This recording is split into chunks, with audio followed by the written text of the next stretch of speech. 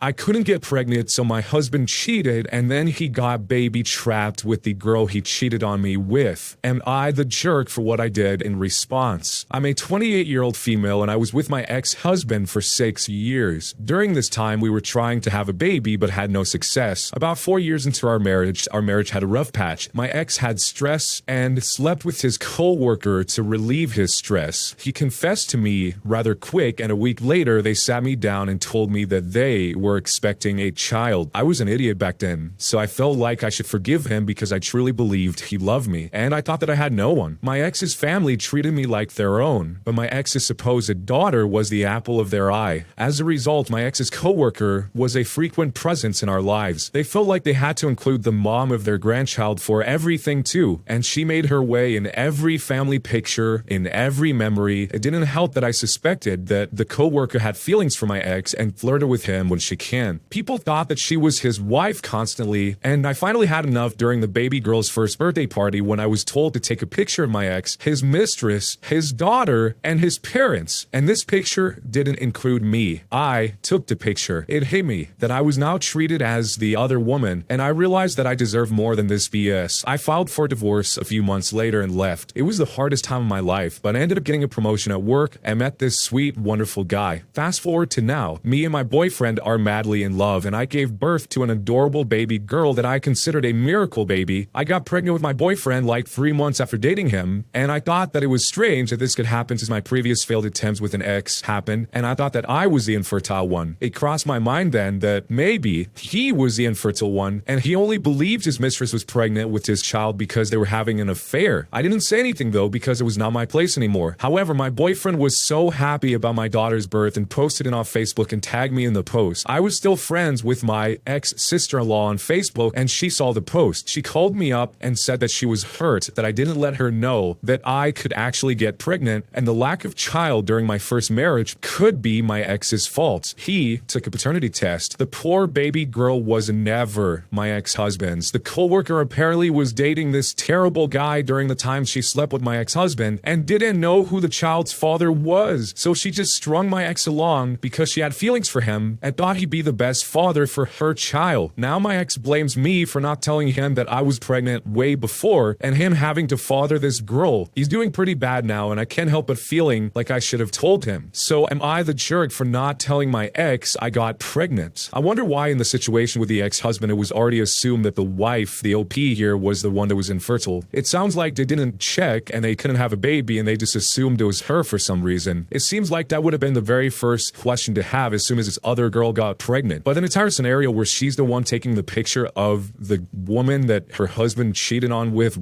the husband and the baby and the family, that sounds like a nightmare. I can't believe it lasted all the way up to that point before she finally got out, but that whole entire situation sounds like a straight up nightmare. The OP said, my ex-husband and his family were my family and close confidants for a large period of my life. We were pretty close, and I promised to keep in touch after the divorce, which they were super upset about. I really couldn't after everything that happened between us. They're now super pissed at me for the divorce and being complicit in my ex taking on the expenses of his not daughter and forming a paternal connection with her for longer than he should have. So even after the divorce, the ex-husband is still blaming her for him wasting more time and money on a kid that's not even his, but he's the one who cheated. So it makes no sense why he's still throwing blame on her even after this whole relationship is long over. So what would you do in this situation, and jerk or not a jerk, and why? Am I the jerk for refusing to sign anything while my eyes are blindfolded? Ever since I got out of the hospital for chronic problems, my husband has been introducing me to some games every evening. One game used to be about doing things while my eyes are blindfolded, involving puzzles, Rubik's Cubes, shaped objects, etc. We take turns to do it just for entertainment. Just a couple of days ago, he's been trying to get me to sign papers while wearing a blindfold. I refuse to do it because he never lets me take a look at what I'm signing, neither before or after. He says that he was trying to see if I could leave the same signature every time I sign, but I couldn't help but feel uncomfortable. I told him I didn't want to play this game unless he shows me the papers first, but then he would say, never mind then, and stop bringing it up. Last night, he tried to convince me to give it a try and even volunteered to go first. I asked if he was going to show me what I was going to sign, and he made a face and said no. It's the rules and I should respect them. I refused, and he kept on about how I keep acting worried and suspicious for no reason. He said I clearly don't trust him, and he was hurt by finding that out now after everything we've been through. We had an argument and I told him to drop it and not bring it up again, period. He was mad despite saying it was no big deal. He was obviously upset with me. I kept talking about how I don't trust him and that I was out of line to assume or suspect anything from him like this. I might be paranoid, but I couldn't help it. I do think I was the jerk to him after he stood by my side when my own family didn't even visit. But am I the jerk for refusing to sign anything while my eyes are blindfolded? This sounds like the weirdest con job of all time, because how are you going to go into court and then say, oh yeah, I didn't sign that with my eyes closed. I was blindfolded when I signed it. Pretty much no one would believe you, and then you would have to say, yeah, that is my signature, but I was blindfolded. And everyone there would say, why did you sign this when you were blindfolded? And you'd have to explain the story that sounds really, really dumb about how you played games where you would solve Rubik's Cubes with your eyes closed and then you would sign things. Some people in response to this thought that maybe the husband is trying to get her to sign financial documents, a loan, a will, property, divorce papers. It could be really anything. You guys could take a guess of what you think he might be trying to get her to sign. But the fact that he won't let her look at what she's signing is the strangest part, because if he's really doing it to see if her signature is the same or whatever, then why not just show her, hey, this is the blank piece of paper? The way that he's doing it is just so sketchy that how could it not seem weird? So let me know what you guys think he's trying to make her sign, if anything, and jerk or not a jerk, and why. Am I the jerk for being hostile and rude to my sister's boyfriend over a joke he told my wife? My sister is 26 years old and she brought her 30-year-old boyfriend over to our parents' house to meet him for the first time. My wife and I came as well. We met the dude. He seemed okay-ish at first, but then started asking weird and personal questions. My wife had breast cancer and got a single mastectomy last year. She told the story to my sister's boyfriend and he was like,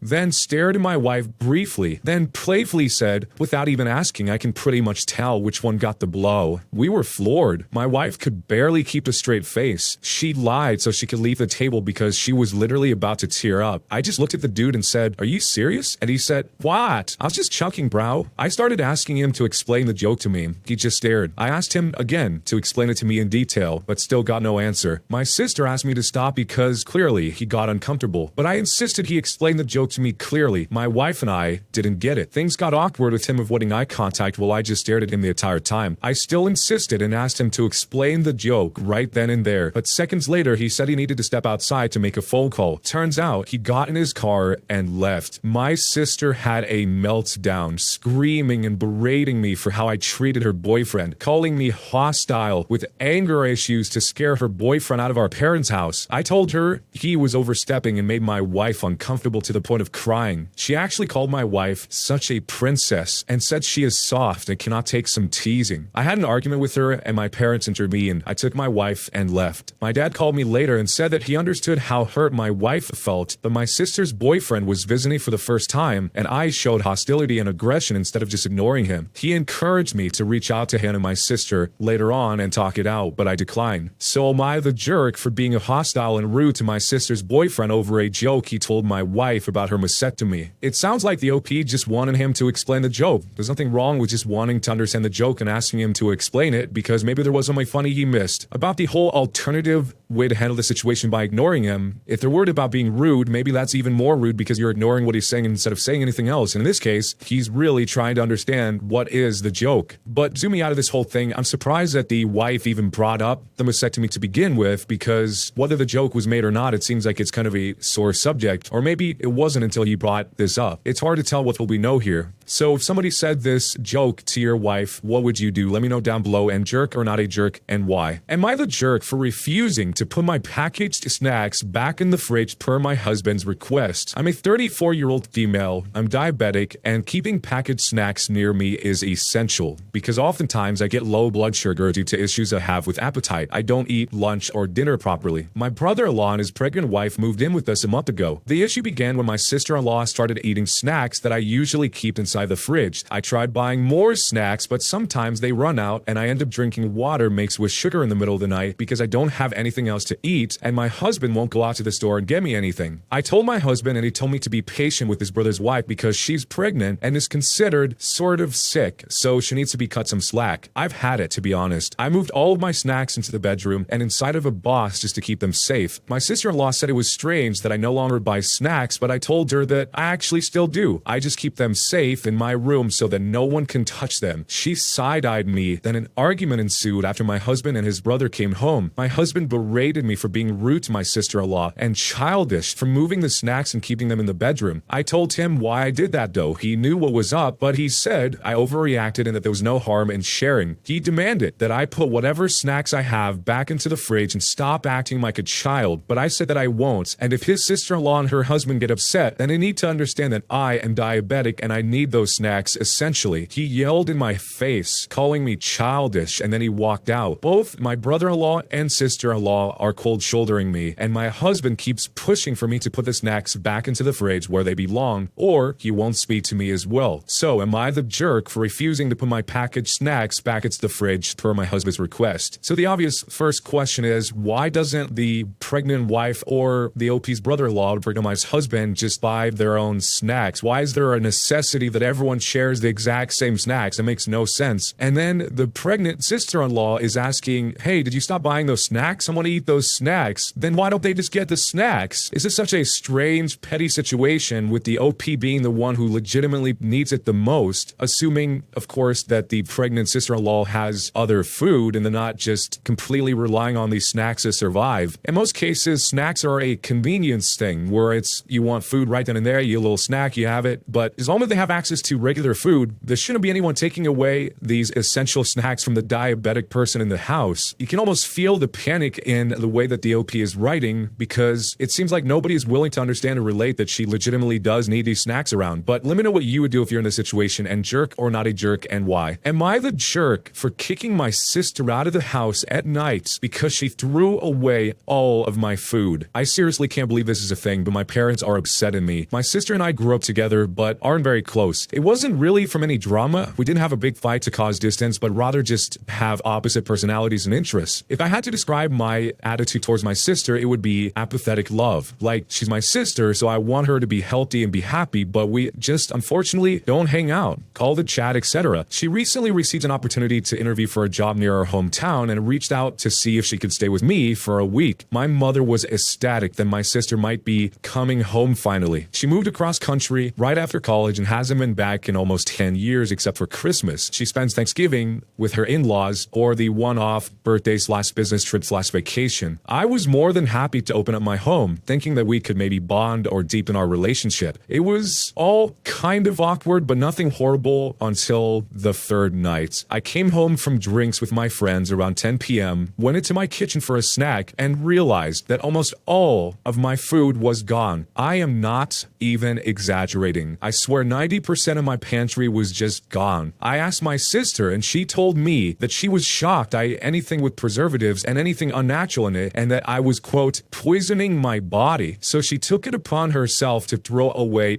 everything that she deemed unhealthy. Guys, I am talking about so much food, both packaged and unpackaged. Even things like spices that weren't fresh were tossed. It was like someone had robbed my kitchen. I demanded that she pay to replace everything, but she dug her heels in and said that she was doing me a favor and that the way that I ate was disgusting. These were her literal words. I know I'm biased, but my diet is even crazy. It's pretty much the standard food you can find in any grocery store. I was so upset that I made her pack up and leave. She ended up having to take a cab about 30 minutes away to stay with my parents. My mother is absolutely devastated that we're fighting and insists that I apologize in order to keep the peace because she really hopes my sister will take the job and move back. I told my mom if she wanted to lose not one but both daughters, then she'd keep pushing for me to apologize for something I feel I have a right to be upset about. My dad says that she's been crying every night though, and I love my mom so much I feel like a huge jerk for being stubborn about this situation.